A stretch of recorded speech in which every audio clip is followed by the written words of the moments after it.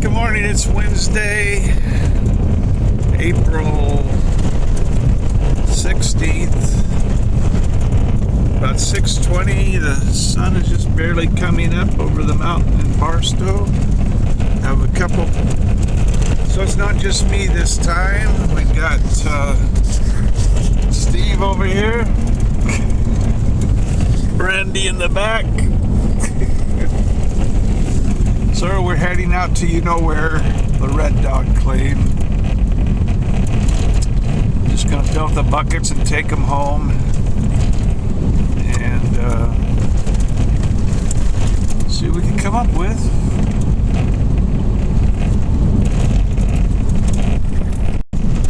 All right, so we're still cruising along on this wonderful dirt road. Got to go for a few miles to get to the turnoff. Yeah, we're gonna have the word of the day, a new thing. Fossicker. Fossicker. Fossicker. What does that mean? Well, we'll tell you. It's kind of an Australian term for a prospector, or a person primarily who goes through old tailings, places where other people have been prospecting, looking through their stuff. That's kind of what a fossicker is. So you've got 3 fossickers today. I can't do the Australian accent. Can you do it, Steve? Okay. How about you, Randy? All right. What else we do? Stick on the body. Yeah. So we'll Steve's getting a while here, but we're making it. And as you can see, I took some pictures of the wildflowers. They're still kind of hanging in there, but the heat's getting to them a little bit from the last time I was here. I noticed that Jack Hamilton was out in this area on a claim next to the Red Dog, and he took some nice pictures of a bunch of wildflowers. He took a picture of a big rattlesnake. Whether the picture was from there or somewhere else, he didn't elaborate. But anyway, I guess they're out and about. Haven't seen any where we're going, but I guess if you're just wandering around on the flat areas here, you'd probably stumble upon one sooner or later. We still have never found out from anybody what this mysterious fence is all about here. We don't know if it's put up to keep the 4-wheel drives and the little dune buggies and all that, quads, from going in there to protect the Joshua trees, or what it's for, but the whole thing has reflectors. Oh, we just missed a turnoff, Steve. It has reflectors all around it, as you can see. In between each post there's a reflector. So what's all that all about? Are they thinking people are going to be riding their quads at night and all of a sudden they'll almost run into that and they'll stop? We don't know. So please, if you know what this fence is for, I mean, it's a gigantic, it's real long, it goes all over the place. What is it for? Is it protecting those trees? Or is it for some other reason? Let us know. To keep us out, probably. Yeah, I'll try to make it a little bigger here. Maybe you can see the thing. Yeah. So it goes, we're going to turn on this road here, and you'll see the fence is on the right-hand side and it's on the left-hand side, and it goes quite a ways before it ends. I guess it makes a big rectangle. This is the way.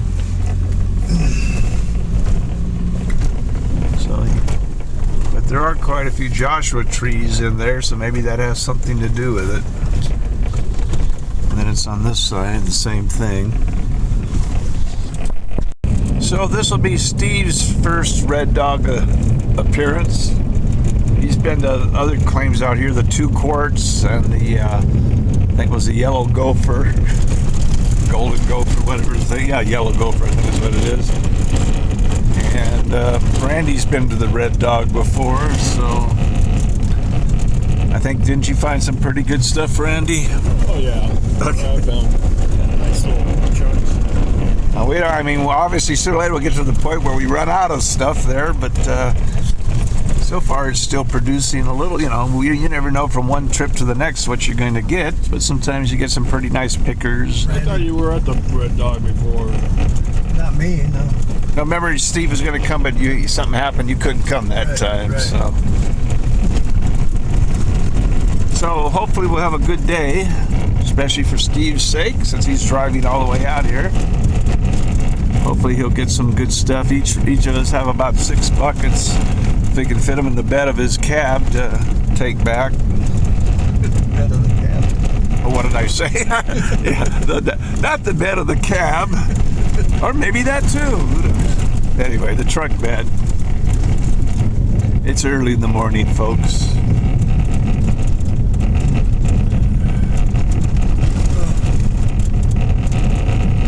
Probably end up being in the mid-70s today, I would guess. But It's supposed to be cooling off some, so. we'll be out of here before it starts warming up anyway. No matter what it does.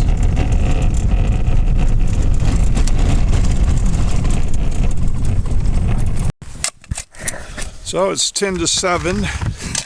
We made it to the spot. Randy's got his first bucket already loaded up. Steve's almost got one. I'm just barely started. Yeah, caved in. I'll get a little overburdened too. So we'll take about 6 buckets each, see what we can do.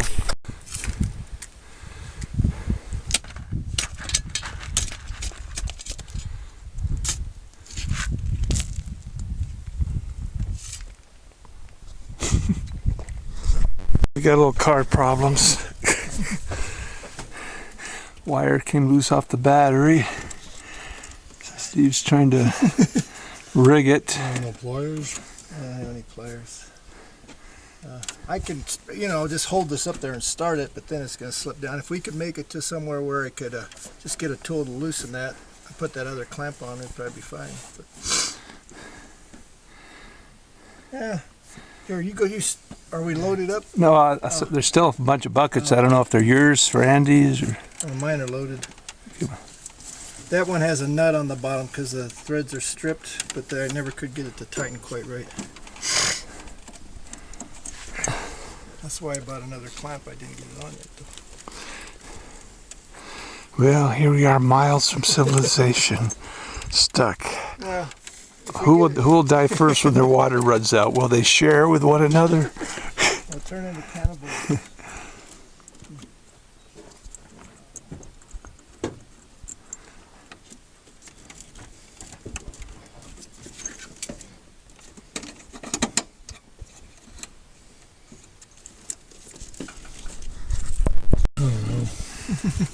Randy somehow figured out how to do it by hand without any tools here. Brute force loosening the bolts that nobody else could loosen. You're tightening it. That's tightening it, ain't it? Yeah, that's what I want. And Oh, you already got the wire in there? he's in the home stretch. Although it's turning, you might have to hold the bottom one, Steve, if you can. It's all turning. Easier said than done. I know.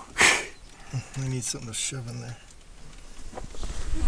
It's turning still. I can feel it. It might be in there cockeyed or something. So it's...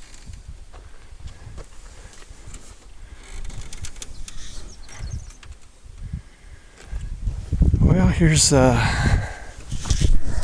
we'll show you the dent we made in the thing. We all got about 6 buckets, and I have 1 bucket we're gonna check over by the post on the way out of here. So there's what we've done.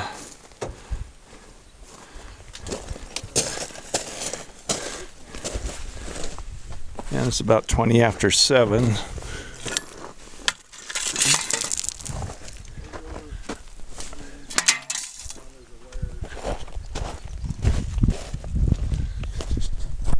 So here's what we got. We each have 6 buckets here loaded up.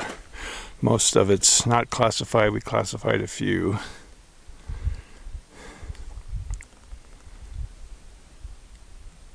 And we've got 1 more to fill up on the way out.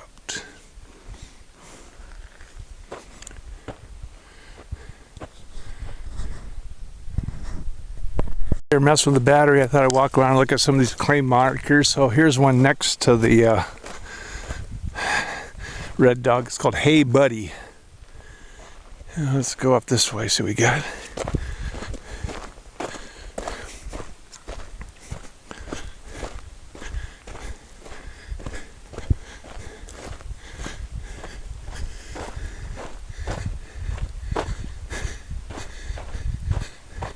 Okay, there's the mud monkey. All right. That's, well, let me get up there.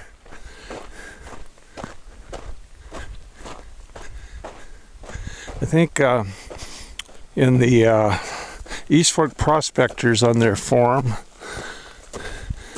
on Facebook, Jack Hamilton, who comes out and dry washes the desert quite a bit, the other day was standing probably right here. Let me see if he was at this corner.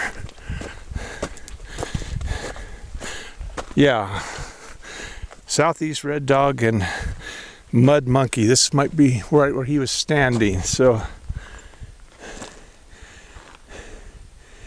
he must have been dry washing around here somewhere, unless he was at another corner where the two come together.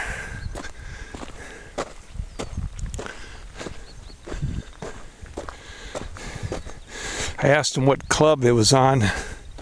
He didn't know. I don't know if that means he shouldn't have been there or if he had permission from somebody. I'm not going to judge.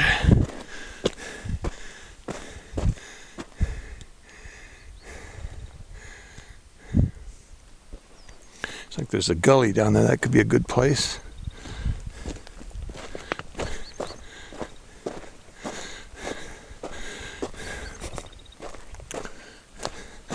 There's a truck in the distance. They're still messing with it. Trying to get that battery cable fixed. We can hold it on there to get it started, but obviously sooner or later the battery's going to go dead. So Steve has another connection, but unfortunately no tools with us to hook it up.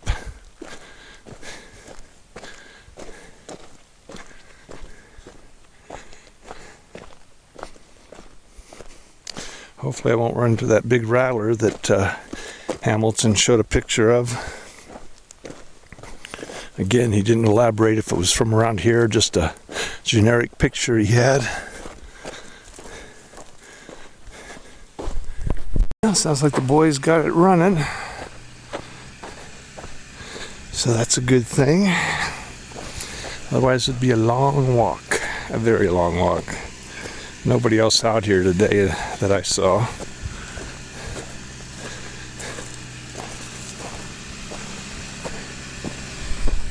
We don't like it is what it is. We don't like the bottom line phrase, whatever. We're talking about all the phrases we don't like here. And is there anything else we don't like? Well, we'll have to think for a while about what we don't like. Then we'll talk about what we do like.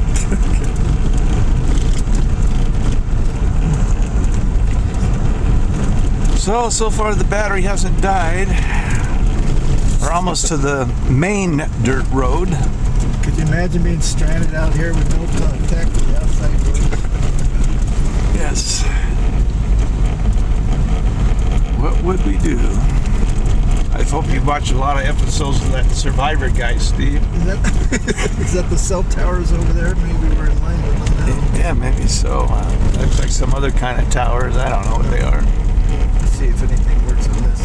Oh, this one's dead anyway. So now we got the dead battery in the phone. Everything is working against us here. We're hobbling home.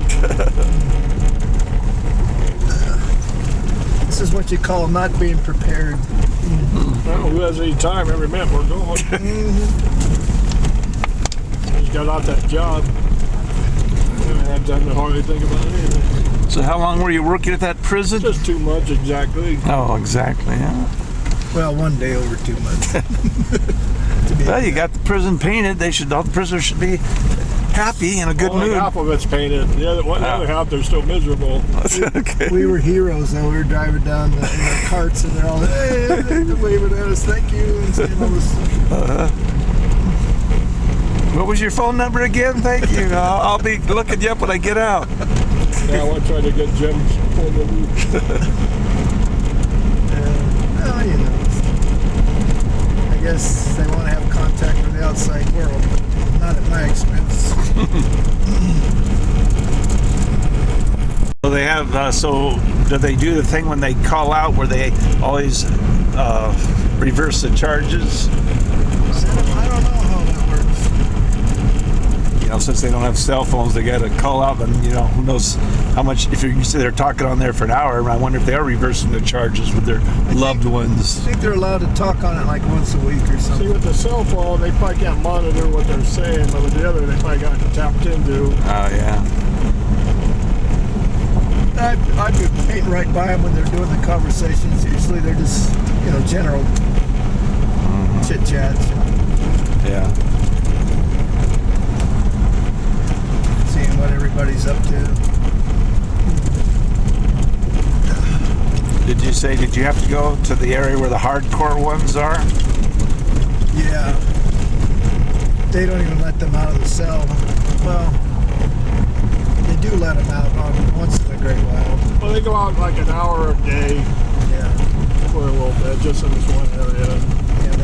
Yeah, They're the real troublemakers. Kind of like a caged area, but They don't have to be that way. They choose to be troublemakers, you know, so they just stick them there. Do they say anything to you guys? Oh, yeah, they're yelling junk, calling you names and everything. They're locked up in the thing, but you know, they see you walking by, they're yelling at you and everything. It's in their nature, huh? Caged animal. Yeah, they're like a real troublemaker. most of them don't act like that, though. Yeah, if they just act normal, they can wander around and everything. They choose to be locked up there. It's their own choice, basically. I mean, if they're going to be that way, that's where they're going to end up. If they start acting normal, they could just be in the other area. Maybe some of them can't act normal. I think some have mental issues. Yeah, maybe that part too. Anyways, the ones there's this big print on the wall on there. It says, "No warning, shots fired." Yeah, no warning shots fired. In other words, when we shoot, we're not just shooting a warning. I don't know. They may have guns in there. I didn't see anybody with guns though. Did you? Maybe they just pull them out when there's a riot or something. Well, it looks they have a intimidating. There's lockdown. big print up on the wall on each side. There's big print, so just right there, it makes you afraid to probably try to pull something when you see that on there. Yeah. Maybe whether they do it or not is another story. Yeah, if they would behave a little bit, they could wander around. They've got trees, grass out there. They got volleyball or a tennis court. They got a track where you can run around. Almost like a country club. Right? If they would choose to be stuck in there, that's their problem. You have them do weightlifting and that kind of stuff. Oh, they probably got everything. Well, they do have exercise equipment in the where they have the fire station where the inmates, they're training them to be firefighters and stuff. They have it there, but I don't think that. They also have like the ones walking by. It's like in the army or something. So they're doing these drills and they're walking by, you know, like in the army. I think those are the ones training for the fire thing. Yeah, I mean they're walking real fast, like a fast pace, and they do that little yelling thing they do. Up, up. You know, like At least they learn something with it while they're in there. You know, if they do get out, maybe they can get a job doing something else like that. Yeah, they got it. Us, and we were used to them. It was okay. I mean, the plant had some times it's money and, you know, some good jobs and stuff. This place, I think, beat the plant as far as you kind of wanted to be there a little bit. So the foreman didn't bother you at all, huh? No, nobody bothered me. Especially the last few weeks, they just had us on busy work because they didn't know if we were going to have any money for us. So they just stick us on these keep busy jobs. These guys are painting those little collar things and all that. We were doing it too, but me and Jim were on this little guard post thing, just kind of taking your time. They usually kept us together a lot of the time. Not always. Sometimes we were on different things, but a lot of times we were just working together. The three bros together. I mean, I have all the places that I have painted, which isn't that many, but all the different places that I've been painting, I like this the best so far. Well, maybe they'll call you back when they need some more. Yeah, maybe so. I mean, I was kind of glad I was hoping maybe one more month, possibly, but I was kind of glad to get out of there, you know, because I never enjoyed painting all that much. But you know, if I have to do it, this place is a premier place to paint. Actually, I was kind of glad it ended when it did, in the sense that it's not too hot to go out to the desert and stuff. Yeah. Right now. Well, yeah, I mean, I was kind of ready for a break too. Those 2 months, it was like full speed action. Well, you got enough to get your metal detector, and you got your spiral wheel, and everybody's happy. Actually, that's about the biggest spiral wheel for the hobbyist thing. Spiral wheel. Yeah, it is big. 25 inch. Yeah, 25. I was told about that one. The one I got works The fine. only thing that's bugging me is, you know, trying to tune it in. I don't have the instructions, so I'm trying to figure out, you know. If you go on the internet, if you put in the whole name of it, manual, you'll find it. You'll be able to download it. It'll be like a PDF or something. Okay, I saw one where it just had like a picture and just showing the different parts that come with it and all that. Yeah, almost anything you need a manual for, you go on there, you'll find it. Or there's a video showing somebody putting one together. Well, they showed this guy putting one together, but he didn't have the option of that other thing, and that thing is actually kind of important for it. Well, the picture I saw of one, I saw the little picture, and it had actually, the one tube went up, and it had like, it had this little T thing, it did both of them. The picture I saw. What option you talking about? Well, the tray. Yeah, Oh. the water, it was a single pump. I mean, I got it on there, but I'm not sure I have it in exactly the right position. The picture I have, it shows like a single hose going up, and then it like has a little thing that where 2 tubes come off and to each thing. One pump, I think. Well, there is one pump and it has 2 outlets, but one outlet is for a thing that washes it. You want to wash it. Yeah, that Okay, one. then the other one's for where the water shoots against the wheel. Yeah, well, that's what I'm talking about. Okay, but that's why I had to buy another pump for the tray, to use for the tray. I could have just taken the other hose and used it for that, but I thought, no, I want to have all 3, you know, so I just bought another pump, because it has a connection on the back for an extra pump anyway. Oh, it has 3 things that hook up. Yeah, it has the spray that goes against the thing. It has another hose that you can use just to wash it, you know, down and all that. And then it has another one where water comes into the tray. It might be good to have 2 pumps for that anyway. There's not much get stuff enough water going on. Well, we made it to Home Depot. So we got the tools we need to fix this thing, hopefully. So we It can, only has 311,000 miles on it. yeah. 311,000 miles. I guess it's about due for something to be fixed. So we'll have our ace mechanic Randy take care of it.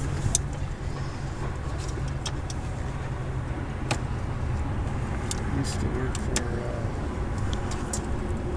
who's that? Dale Earnhardt.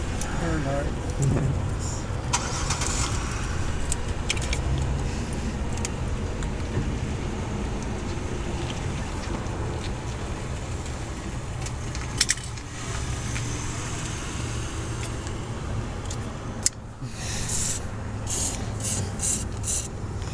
I'll try this at home. It's my trade specialist.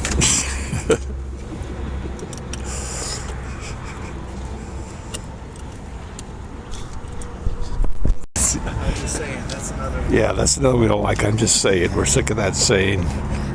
And then the lady. So have a good one. Yeah, that's. I was going to say exactly what I was going to say, because that's what the cashier said to you and me, right? A good what? A good operation? You know, a good bank robbery? I mean, what? Have a good one. Yeah, that's another one. We need to get back to proper English. Yeah. Work on that. Like we're just the ones that can Yeah, do prime that. examples of people who use perfect English. They should be college professors. It looks like we're going to be back on the road again. So we're looking at 8:56. So a couple hours we'll be home.